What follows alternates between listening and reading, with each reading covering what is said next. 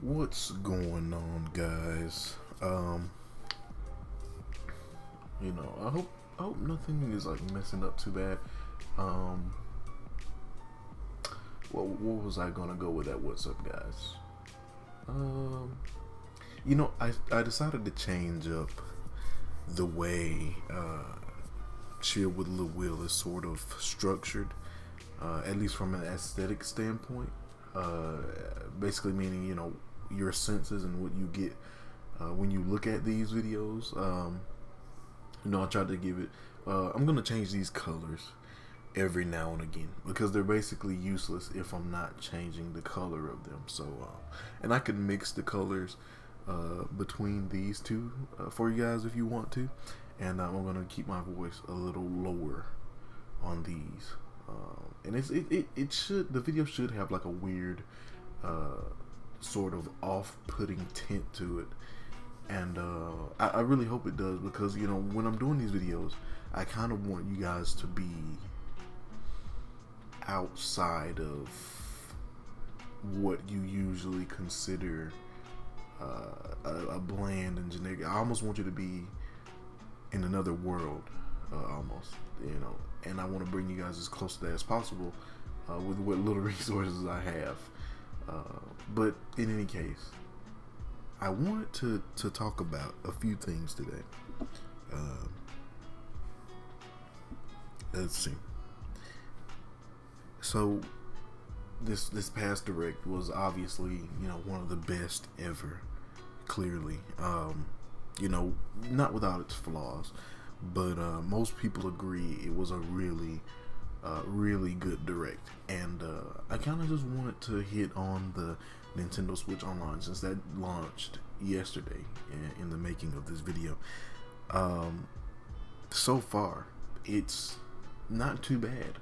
I still don't like the idea of paid online, and I don't like the idea that they're trying to make you do or use a mobile app in order to even connect with your friends while you're playing the game.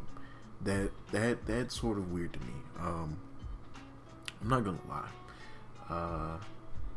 I don't like that there's no messaging. There's no, well, I just said it, built-in system chat. And again, I always make this point that there's just nothing there other than games. And yes, I know the excuses, and I just don't buy them. I think we need more than just games on the Switch, and I do think we need some sort of virtual console on the Nintendo Switch, especially after playing New Super Mario Brothers, not New Super Mario Brothers, or Super Mario Brothers 3. I do think that there does need to be some sort of semblance of virtual console. They improved upon what the 3DS offered to the virtual console experience, and it's really interesting because they're limiting it to the Nintendo Entertainment System, but they just sued MU Paradise for all of their Nintendo games, no matter what they are. So I really hope that means they're trying to do something with them other than just be assholes and sue the MU Paradise. They're not even, they don't even make that much, if I'm not mistaken, off of their video games. They make money off their donations and stuff like that. So that is a little messed up. That's a little shoddy. But yeah, that's all I wanted to touch on. I still think a lot of people, or I mainly get at least one person saying the virtual console will make the Switch eShop messy. It will make everything all convoluted and messed up. I don't really get it. I seriously don't get it, especially how they're doing it with the Nintendo Switch Online. So basically, you get an app called Nintendo NES Games, and basically it's your library. So if they structure the Nintendo Switch Virtual Console after that sort of idea, or they build it around that sort of skeleton, that would make sense. You have an app called Nintendo Games, you have an app called Nintendo SNES, you have an app called Nintendo Wii, you have an app called Nintendo Wii U, you have an app called Nintendo Game Boy, and they don't come preloaded with anything. you have to go onto the app, and each app has its own sort of way of connecting to the store and getting you to the GameCube games, to the SNES games. Yes, I still do think Virtual Console as an idea, as its traditional form, could still work on the Nintendo Switch after, especially after playing the Nintendo NES games, because I really didn't get to try it, so I can't really give my impressions per se on it. But you know, I didn't think Nintendo needed it. Mario Kart seemed to always connect me to games. Smash Brothers seemed to always connect me to games. ARMS seems to always connect me to games. Splatoon always connected me to games. So I never really got why everyone was clamoring for, you know, Nintendo to have dedicated servers. And I'm not gonna lie, I'm probably gonna get it. In fact, I was on Twitter yesterday, as of the recording of this video, and one guy was like, you know, anyone want a year online for cheap? Let's team up. Let's do a family bundle. And I sort of like that Nintendo is doing that family bundle thing. And it also shows me that there is a lot of family. There's a certain air of family among the Nintendo community. If someone's willing, because that's the second person to reach out to me. Not reaching out to me per se. He's the second person to ever offer that I've seen. But Entertainment Gaming Daily had reached out to me and he said, "Hey, you want to do it? Because we got some spots open." And yeah, I really wanted to do it, and I think in a lot of ways Nintendo Switch Online sort of makes paid online better than what it was. And I don't want to say it because I feel like, or rather I hate to say it, because I feel like I'm going against my own ideals as far as paid online goes. Like I feel like paid online genuinely screws people over. Like I genuinely feel like it hurts way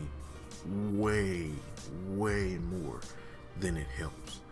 And no, it's really interesting, to say the least, how Nintendo plans to tackle it. I think they have some really good innovations, I guess you could say, versus some really bad takes on what is already established. So it's really interesting. You never really know what you're gonna get with Nintendo, and all this online stuff. So I kind of wanted to touch on the Titans a little bit, and I wanted to say that basically we got a look at the official bat suit that will be in the HBO series, and it looks awful. Actually, it looks awful. There's really no way to put that other than it looks awful to me. It looks like a generic SWAT team suit with a bat mask. And that's it. That's all I wanted to put on there. So my Spider-Man PS4 impressions. Now, if you guys have been following me, and you know, just everywhere I've been on YouTube, I have had my sort of, I've held certain things. I've had my reservations about Spider-Man PS4. I thought, because genuinely I don't like the direction Sony goes in as far as their ideals on video game development goes, and I feel like them being a publisher for this, or them being heavily filtering this game, I felt like that would sort of rub off on Insomniac, you know. And they created Ratchet and Clank, so they're pretty close to Sony, or at least in my opinion, that sort of makes them a little closer with them than most other companies. So I do feel like if Sony if Sony's like, you know, you should try our ideals, they wouldn't be too quick to say, nah fam, I think the fans want something different. But genuinely, I am impressed with the game. A lot of stuff feels like a genuine, natural progression of the Spider-Man games. But as far as cons go, I think boss fights are pretty underwhelming. It sort of feels like a Ubisoft game, sort of, featuring Spider-Man. That's basically all it feels like. Combat can be pretty fun, but it seems a little situational as far as its potential to be fun goes. It doesn't really feel super rewarding. It just feels difficult to be difficult. Like, okay, Spider-Man is virtually a tank compared to most humans, so we gotta make him really, really vulnerable.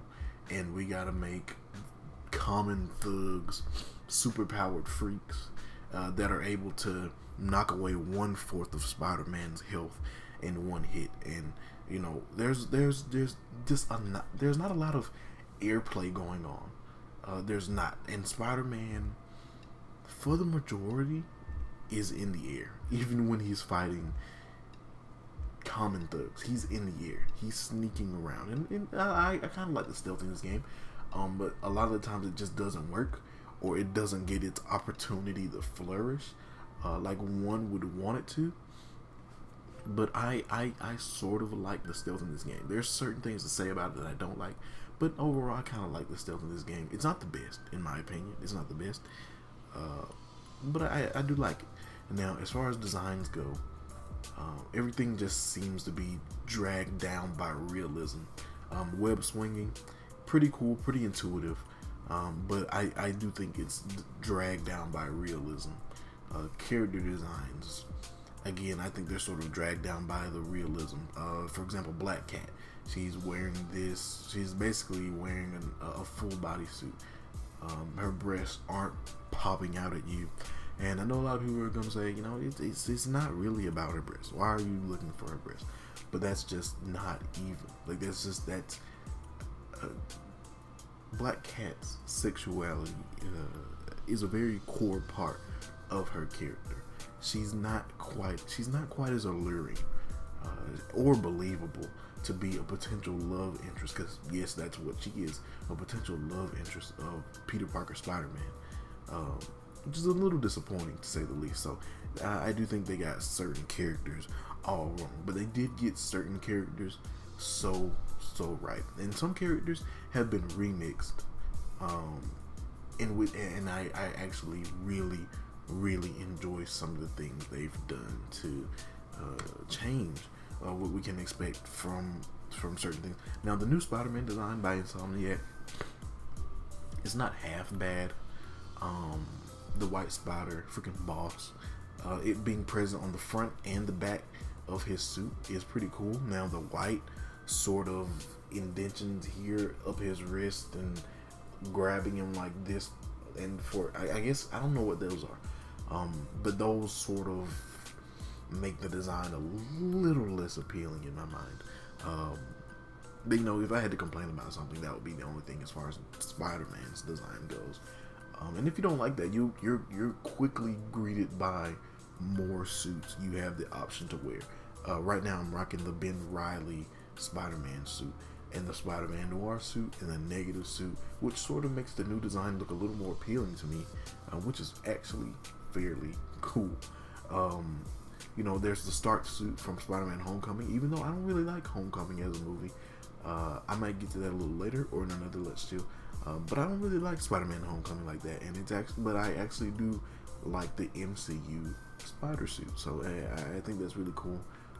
You got his sort of makeshift homemade suit, which is kind of cool. I mean, I didn't really, it sort of shows, and that in Spider-Man Homecoming's defense, it sort of shows that, you know, Peter Parker was getting the job done as Spider-Man before Iron Man came along. It kind of establishes his own independence and whatnot. But, you know, with that being said, I guess it's time to move on. It's a great game. It suffers in some areas, but not quite the areas I thought it would suffer in. So, Kingdom Hearts 3. Yeah, we got a cool new trailer. We got a picture. Pretty hype. Everything about it has been pretty hype. I don't know a single person, I don't know a single gamer who hasn't changed their background, their phone background to that picture. So even I gave in on it. That is my new phone background, and it looks stunning actually. Now, I really like it aesthetic. Like the actually talking about the cover art, it has a space sort of backdrop, and there's a clock. There's a kind of looks like Big Ben. But I'm not sure what it's actually based on, but it kind of looks like Big Ben, and the hands are on 7 and 13. I actually really like the attention to detail there, and I'm hoping on the back that Organization 13 or the 13 Darknesses, or however this is going to play out, are on the back. And yeah, that's pretty much it. I thought the trailer was alright. It just showed more of what we already saw for the most part. It showed more of evil Aqua, who, you know, she might be one of my favorite characters in the game at the end of the day. And it's actually kind of funny because it's not like I hated the idea, but I was actually quite shocked at the idea of Xehanort infested or infected or possessed Aqua. That's actually, and she might grow on me, and it might have been a good choice narratively because you want something interesting. Because you don't really 7 versus 13. You're already looking bad. The odds are not for Sora and his friends in this situation already, so you kind of just expect the game to be a constant climb upward, proving everything wrong.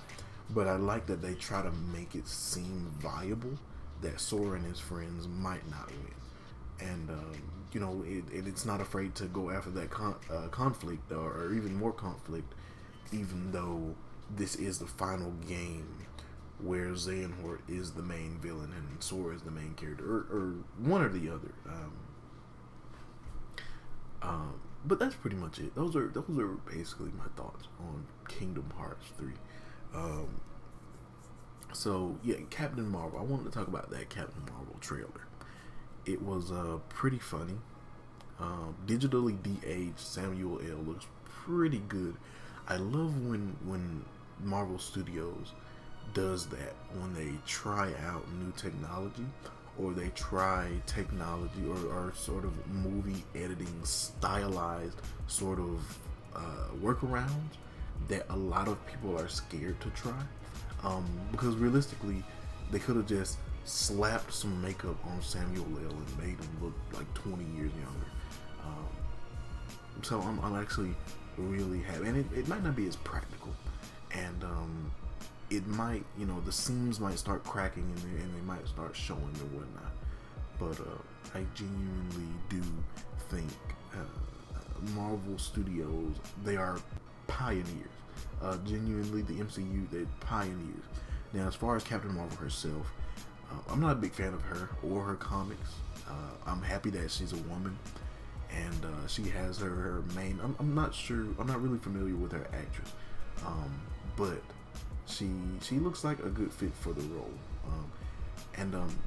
You know, but as I was saying earlier, I'm not really a fan of Captain Marvel.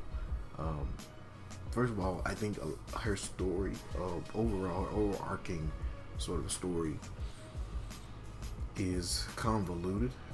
To be frank, it is quite convoluted. Like and it doesn't look like they're even going that direction in the movie. Plus, I've said this before, but the MCU makes unlikable characters likable.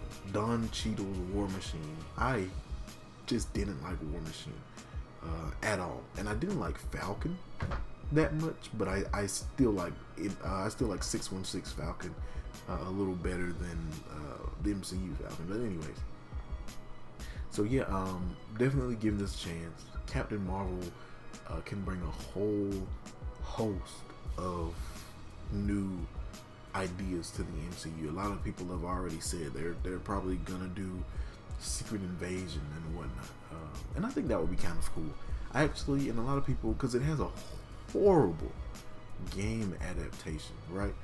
And a lot of people really hate Secret Invasion, but I kind of like Secret Invasion. It's genuinely, I think it would work. The Skrulls actually introduce a very interesting concept to the MCU. Like they're on another level. It was pretty creative for the time.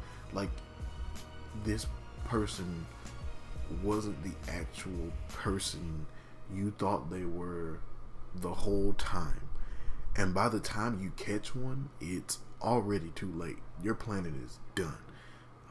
And I actually really like that sort of narrative threat that the Skrulls sort of offer to the Marvel universe. In any case, so it would be really funny if since it would be very believable if since Age of Ultron, Hawkeye was a Skrull. I would not doubt that for a second. Um, I would believe that Black Widow, since maybe even before Civil War, but maybe since Civil War, because here's the thing: Black Widow is already an established character inside. Like, imagine if we're actually inside the MCU. Natasha Romanoff has been an established SHIELD agent for a really long time, so you can't really say, well, it'll get in the way of her character development. She's already a developed character, so I think it would be best if they did her as a Skrull, potentially. I think maybe because, you know, Black Widow in Infinity War, she wasn't. I feel like she wasn't herself all the way when she met up with Bruce Banner after all these years, and she's like, Bruce. So, you know, it's not really, and I'm not really saying that automatically means that, oh yeah, that means she's a Skrull. Oh, you pleb, you know, you're not really. No, I'm not really saying that. And it might have been Scarlett Johansson. That might have been the direction they wanted her to take with that. Because, you know, with Skrulls, it's seamless. Like, you really don't know until you know. Like, if they didn't want you to realize that they were actually a Skrull, like if Captain America, like, they will act just like Captain America.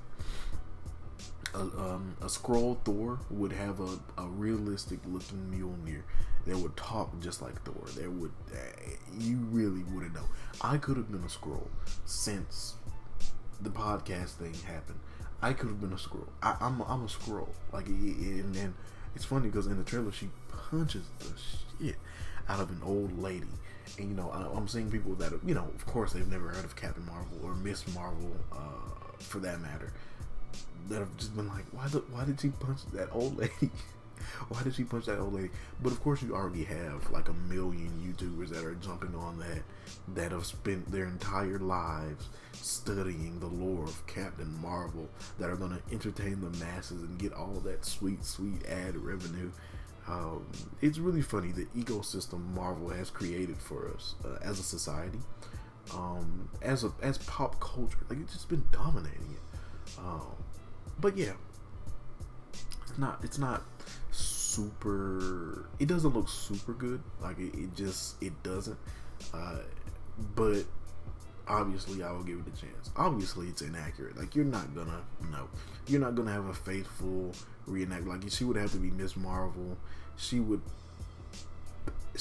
have to go through certain things, certain weird things. But I guess you guys will find that out when you find it out. But no, I don't expect, like, and that's what a lot of people feel like when I compare the movies to the comics. They're like, you know, you really shouldn't expect the movie to be exactly like the comic book. And I don't really get it. Like, if I say this character is bad, he was better in the comics, what I mean is that's a bad character. Bad characters are a problem in general. That's not something exclusive to comic books. You need a good character to make an appealing movie, and that's just the end of that. So when I compare someone to the comics, I'm thinking the comics did it better. I'm not saying the movie should have been like the comics, but, you know, that's just it. Life goes on. And what else? I think we're nearing the end of my list here. There wasn't a whole lot to talk about. With the PlayStation 1 Classic, man, it came out of nowhere, frankly. I woke up and I saw that they had a PlayStation 1 Classic, and that's the end of it. So far, the only games I've heard that'll be on are Tekken 3, Final Fantasy 7, and I'm just not even sure what the rest are. I don't even think they announced more than 5 today. They confirmed that 20 would be on there, but I don't think they announced more than 5 today. But a few that I want to be on there, and I'm not saying all of these will be on there. As a matter of fact, like, I'm not even sure if I might have gone past 20. So of course I don't expect more than I don't expect all of these to be on there. I know some people are gonna be like, you expect them to have all those games? What a pleb. But you know, Final Fantasy 7, 8, and 9. They already have Final Fantasy 7. I think they should have Metal Gear Solid. I've been getting hooked on Metal Gear lately, so I'm feeling Metal Gear. Plus, Metal Gear Solid was one of the PlayStation 1's most critically acclaimed games, so that's just not even a debate. I think that they should have Yakuza. They should really show why the PlayStation 1 is such a good console. They should have Persona. I doubt that it's aged too badly, because people dig old RPGs anyways, you know, flaws and all. It's aged badly and people will still play the shit out of it. It doesn't really, that's why I don't get, saying something is aged badly usually isn't a criticism, because people will still eat that shit up. Let's see, Tekken 3 I guess is alright. I mean, I didn't really, Tekken 3 is okay. Because I saw that they confirmed that one. Crash 1, 2, and Crash Team Racing. Crash 1 and 2 for obvious reasons. It's literally one of the biggest platformers on the system, and that's just the end of that. Crash Team Racing, from a sheer quality perspective, a lot of people view Crash Team Racing as on par with sort of Diddy Kong Racing. And better than that of Mario Kart, the entire series, which is blasphemous to me. But no, as far as, because I know it has a cult following, so you definitely should. I think that's what these systems are all about, the cult following. These systems are still relevant today because of their cult following. There are still losers like me that are still talking about the PlayStation 1 today, and that's where all the relevancy comes from. So yeah, at the end of the day, I do think they should have certain games with a cult following and a good mixture of games that you know will sell your system. Luckily, those two aren't too far off as far as, you know, more older systems go. So, you know, the games are usually sell well and they're usually good. Spyro 1, 2, and 3, all of them, I'm pretty sure. All three of the Spyros are on the PlayStation 1, I'm pretty sure. Tomb Raider 1 and 2. I've been begging for these games. I've been begging for these style of games. Shadow of the Tomb Raider kind of reminds me of that Lara Croft, but that's not my Lara Croft. Like, and I get it. I really, really get it. It's more realistic. It's her when she was younger. She wasn't that experienced in those games. I get it. I just don't care. I want that version of Lara Croft to come back. You know, a Lara Croft that'll hit a couple backflips for no fucking reason other than she's a fucking badass. You know, that sort of Lara Croft. The two pistol wielding Lara Croft. The Lara Croft that will backflip and shoot up a tiger in mid-air and he'll be dead by the time she lands. That Lara Croft I sort of want back. Really, really bad. And it seems like we're getting it. I hope we're getting it.